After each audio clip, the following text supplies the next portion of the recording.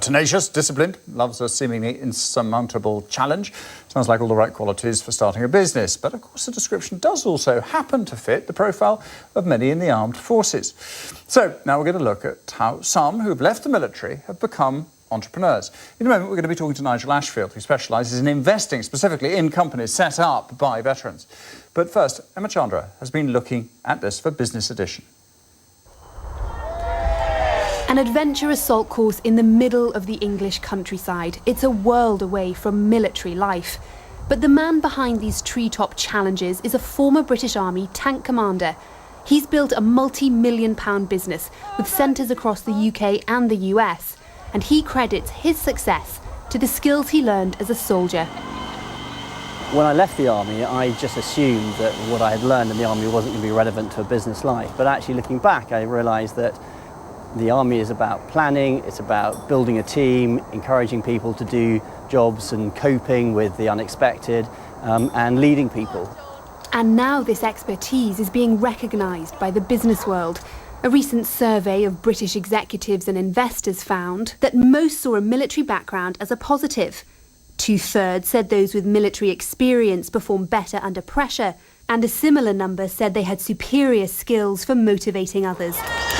But many servicemen and women are also highly trained in very specialist areas, like logistics, engineering and technology, the kind of skills that can be readily transferred into the civilian world. 3, 2, 1. This unmanned aerial vehicle, or drone, can be used to inspect oil rigs and electricity pylons, but the entrepreneurs who deploy them first handled this kind of kit in Afghanistan. Julian is one of the drone operators. He struggled to find a job on leaving the army, working for a time in a chicken factory. But now he gets to use the skills he learned on the battlefield. Whilst I was in the military, I absolutely loved flying UAVs effectively. You know, I worked from the smaller systems like Desert 1 Plus, where I had to fling a bungee over my head to be able to launch this thing, to big tactical systems, you know, and to be able to move that across into civilian street, as we like to call it, it's absolutely been fantastic. And the more people recognise that, the more ex-military run businesses can take off. Emma Chandra, BBC News.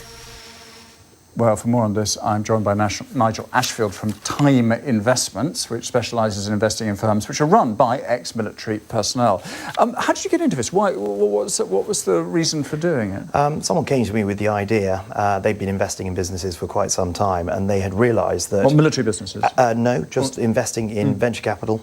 And they'd been investing in businesses and realised that over 50% of the businesses that they'd been investing in happened to be run by ex-military people. And when we sort of talked around it, we worked out he was ex-military. There was the link, and that link between entrepreneur and investor, I think, makes for a very interesting relationship. What do you mean by run by? I mean, just got to have one army person on the board, or is it a whole group of ex-squaddies all coming together to a real mixture. So one of the businesses that you've just shown on your VT is very much, there's a very obvious link to the military. Lots and lots of ex-military people, but a lot of the businesses we're looking at are very ordinary businesses that just have military management, and that may well mean just one person. I mean, obviously a lot of the training you can get in the military is very often technical, engineering. Is that one of the areas where you find their expertise fits, or is it much more in the sort of man management aspect? That's what you're looking for?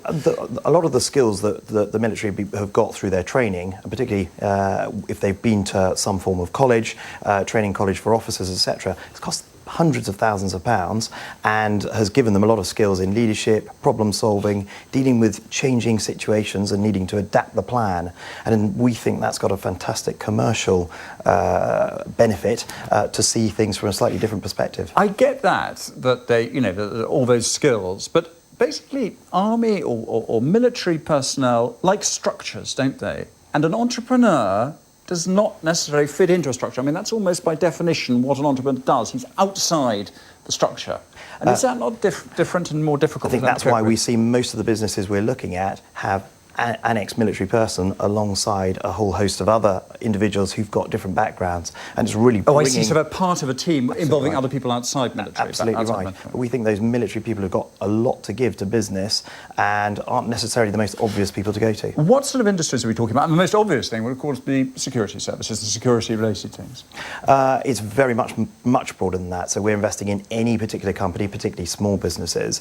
And what we see is recreating a model that was used very well in the States, whereby after the Second World War, soldiers returning from the war were setting up businesses. The first venture capital firm ever set up was investing in those businesses specifically, not for philanthropic means, but to make money. And that business, American Research and Development Corporation, was a very, very successful venture capital firm. Nigel Ashfield, thank you very much indeed. Thank you, Jamie.